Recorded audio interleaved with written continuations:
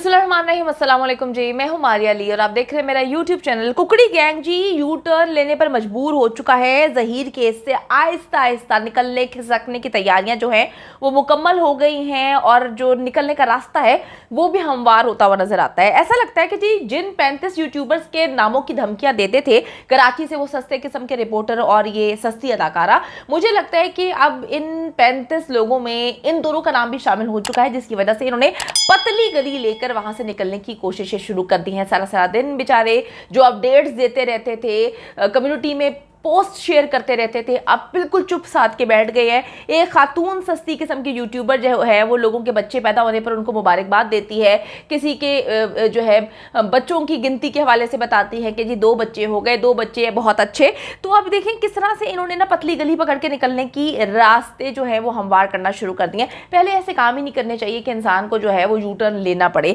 अच्छा जी, ये मामला जो है इस वक्त लगता है माफ़ी तलाफी पे आना शुरू हो चुका है। जल्द आप सुनेंगे कि इन्होंने हाथ जोड़ के जो है कुछ वीडियोस बनाना शुरू कर देनी है कि खुदा के लिए हमें माफ़ कर दें, हमें तो पता नहीं था, हमें तो मेहदी अली काज़मी की बेटी ने जो कहानियां सुनाई हमने आगे कर दी, हमें कुछ भी नहीं पता। तो यू टर्न अब लेना ये स्टार्ट हो चुके हैं और यकीन करें कि जो इनके लाइव सेशंस हैं अगर आप गौर से उसको सुने तो वहां पर भी इन्होंने कहानियां जो है यू टर्न की स्टार्ट कर दी हैं कि अगर बच्ची वालिद के पास चली जाती है तब भी हम खुश हैं, अपने शौहर के पास चली जाती है तब भी हम खुश हैं। तो भाई फिर आप नाखुश कब हैं? अगर आप दोनों तरफ से खुश हैं तो फिर ये मसला क्या है, मुझे तो समझ नहीं आ रही। तो ये यू टर्न लेने का सिलसिला इस वक्त शुरू हो चुका है। कराची में मौजूद ज़हीर और शबीर को जी वाज़े पैगाम पहुंचा दिया गया है कबूतरों के थ्रू। वैसे तो कराची में काफ़ी कौवे पाए जाते हैं, लेकिन अभी जो लाहौर से पैगाम पहुंचाया गया है वो कबूतरों के थ्रू पहुंचाया गया है कि जी तुम्हारे चक्कर में हमारी कश्ती डूब गई, अब हमें माफ़ी रखो, हमें बिल्कुल दूर रखो, हम जो है इस तरह से रोना पिटना नहीं डालेंगे क्योंकि हमारे हर दूसरे दिन जो है FIA के दफ्तर में चक्कर लगाने पर हम मजबूर हैं। हमने जो गंद खोला है अब हमने उसको समेटना है, यानी कि जो चीज़ें हमने फेंकी हुई हैं अब हम उसको उठाना शुरू हो चुके हैं। अच्छा जी, इसके बाद अब जो ज़हीर है वो ब्लैकमेल करना शुरू हो चुका है। ब्लैकमेलिंग का आगाज़ इसने कर दिया है। ये क्या ब्लैकमेलिंग है, क्यों ब्लैकमेल किया जा रहा है, ये कौन सी दरखास्तें दे रहा है, बच्ची से क्यों मिलना चाह रहा है, मेहदी अली काज़मी को जो है वो क्यों डराने की कोशिश की जा रही है, जानने के लिए बात करते हैं सीनियर वकील हाई कोर्ट फयाज रामे साहब इस वक्त मेरे साथ मौजूद है। अस्सलाम वालेकुम सर, उम्मीद करती हूँ कि आप अच्छे होंगे।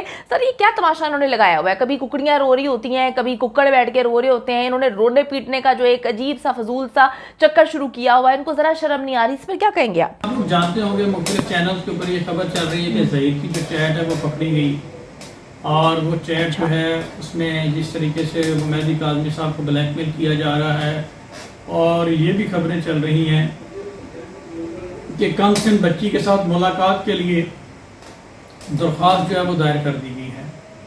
तो मैं आपको बताना चाहता हूँ कि बेसिकली ये हरासमेंट के ज़ुमरे में आता है।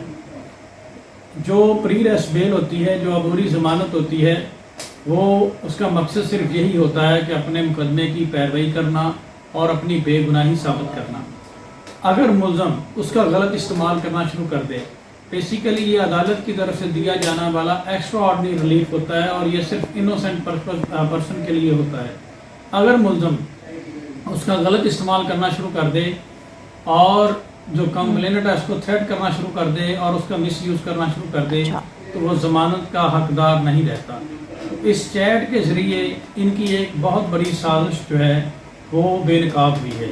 वो साजिश क्या है? वो साजिश ये है कि pre arrest before arrest bail करवा के बच्ची को डराना धमकाना, उसको बरगलाना, जिस तरीके से ये पहले करते आए हैं, और दारुल मान तक एक्सेस हासिल करना और पुलिस और मीडिया को मैनेज करना, पुलिस के लोगों को मैनेज करना और मेहदी काज़मी साहब को थ्रेट करना, और उसका सबूत जो है वो चैट आपके सामने आ गई। इसी तरीके से मुल्ज़म का जो नामजद मुल्ज़म है मुकदमे का, उसका डायरेक्टली कंप्लेनेंट से रब्ता करना मुनासिब नहीं है और वो हरासमेंट के ज़ुमरे में आता है।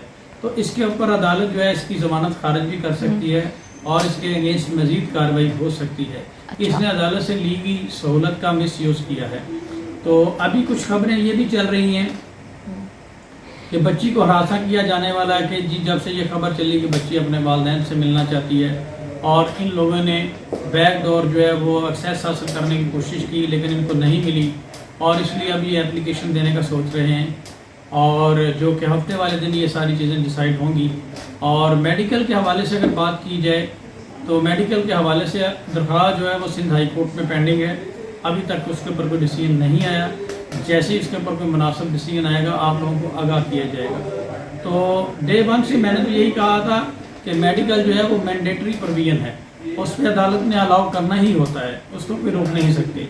तो मेरी असेसमेंट के मुताबिक तो मेडिकल जो है वो अलाउ होगा। और ये जो साजिश बेनकाब हुई है मुल्ज़म ज़हीर की, अच्छा, अगर इस हवाले से बात की जाए तो इसने इनका पूरा कंडक्ट शो कर दिया कि किस तरीके से ये बच्ची को हरासा करता रहा। जो शख्स बच्ची के वालिदैन को, और ये इंतहाई शातिर और क्लेवर मुजरिम है, मैं इसको मुजरिम कहूँगा, मुल्ज़िम भी नहीं, मैं इसको मुजरिम कहूँगा। ये जो उसमें मैसेज कर रहा है बाबा, ये जस्ट एक अपना इन्वेस्टिगेशन पर्पस जो है उसमें अपने आप को इनोसेंट डिक्लेयर करने के लिए और इनडायरेक्टली मेहदी काज़मी साहब को हरासा करने की कोशिश कर रहा है।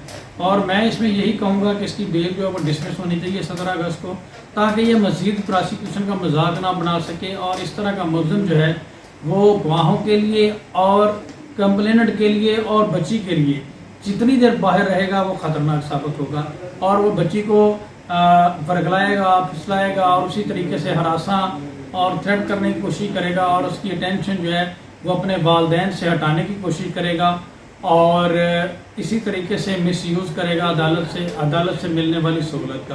तो अदालत को ऐसे मुल्ज़मान की जो सहूलत है वो नहीं देनी चाहिए प्री अरेस्ट बेल, और बेसिकली और इसका साथ जो है वो सिंध पुलिस दे रही है, क्योंकि वो इन्वेस्टिगेशन कंप्लीट नहीं कर रही और जानबूझ के डिलेइंग टैक्टिक्स खेल रहे हैं। तो ये तो इसने ऑफेंस किया है, ये तो बड़ा ही सीरियस नेचर का है कि जमानत करवा के बच्ची के वालिदैन से रब्ता करना शुरू कर दिया और उनको हरासा करना शुरू कर दिया और चाइल्ड प्रोटेक्शन ब्यूरो के चक्कर लगाने शुरू कर दिए, जो कि इंतहाई एक अलार्मिंग सिचुएशन है और इसके ऊपर फौरी एक्शन लेना चाहिए और सिंध पुलिस को इसको वार्न करना चाहिए और ये कंडक्ट अदालत के सामने रखना चाहिए और इस हवाले से एक प्रॉपर प्रोग्रेस रिपोर्ट बननी चाहिए और ये जो इसने चैट की है इसका प्रॉपर फॉरेंसिक कराना चाहिए और करा के इसका पूरा रिकॉर्ड जो है वो अदालत में पेश करना चाहिए कि इसने किस तरीके से ज़मानत करवाने के बाद मुख्तलिफ तरीक़ों से बैकडोर रब्ते करने की कोशिश की और हरासा करने की कोशिश की।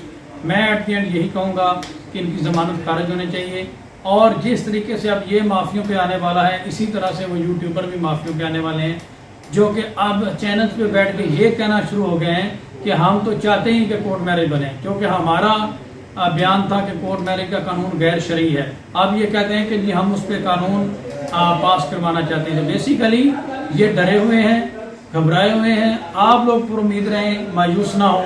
इंशाल्लाह मैं आप लोगों को यकीन दिलाता हूँ कि हमने इस केस में बड़ी मेहनत की है लगन के साथ और इंशाल्लाह इसको हम आगे मजीद अंजाम तक लेकर जाएंगे और ये एक लैंडमार्क केस बनेगा। बहुत शुक्रिया जी। फयाज रामे साहब हमारे साथ मौजूद थे। रोती कुकड़ी एक दिन कहती है कि मैं चाहती हूँ कि मेरा बेटा ज़हीर जैसा हो। बिल्कुल तुम तो ये चाहती हो, तुम्हें सूट भी यही करता है कि तुम्हारा बेटा ज़हीर जैसा हो, तुम उसकी माँ भी लगती हो अपनी हरकतें और करतूतों की वजह से। लेकिन इस वक्त पूरे के पूरे पाकिस्तान में मुख्तलिफ जगह पर बैनर्स जो है वो लगा दिए गए हैं। लोग कहते हैं कि अल्लाह ताला हमारी बेटी जो है सस्ती अदाकारा की तरह कभी भी ना हो, अल्लाह ताला हमें ऐसी बेटी ना दे। अगर इस तरह की बेटियां होनी है तो हमें औलाद से जो है वो महरूम रखा जाए। अजीबोगरीब किस्म की बातें जो हैं वो सामने आ रही हैं। लेकिन वही बात है कि हमारी दो साइड्स होती हैं, एक अच्छी साइड होती है, एक नेगेटिव और एक पॉजिटिव। अगर हम जो है चीज़ों को अच्छे अंदाज में लेकर चलेंगे तो हमारी पॉजिटिव साइड दुनिया के सामने आएगी। अगर हम गंदगी को प्रमोट करेंगे, मासूम बच्चों की शादियों को प्रमोट करेंगे, इस चीज़ को प्रमोट करेंगे कि अपने वालिदैन के बारे में गंदी गलीज बातें कहो, ये तक कह दो कि हमारा वालिद जो है वो इतना गंदा गलीज है कि हमारे साथ जो है हमें जिनसी तौर पर हिरासा करता है, और इस तरह की बातें अगर आप अपनी औलाद से ही वालिदैन के खिलाफ करवाएंगे तो डेफिनेटली आपकी वो नेगेटिव साइड दुनिया के सामने आएगी, जिस पर लोग जो है आपको लान तान करेंगे। अल्लाह ताला जी हम सबको सही और गलत की तमीज़ सिखाए, हक और सच पे चलने की तमीज़ दे और बताए कि किस तरह से जो है मामला को लेकर चलना है। और बिल्कुल सही, अगर इस तरह की गंदी औलाद हो फिर अल्लाह ताला ऐसी औलाद ना ही दे तो बेहतर है।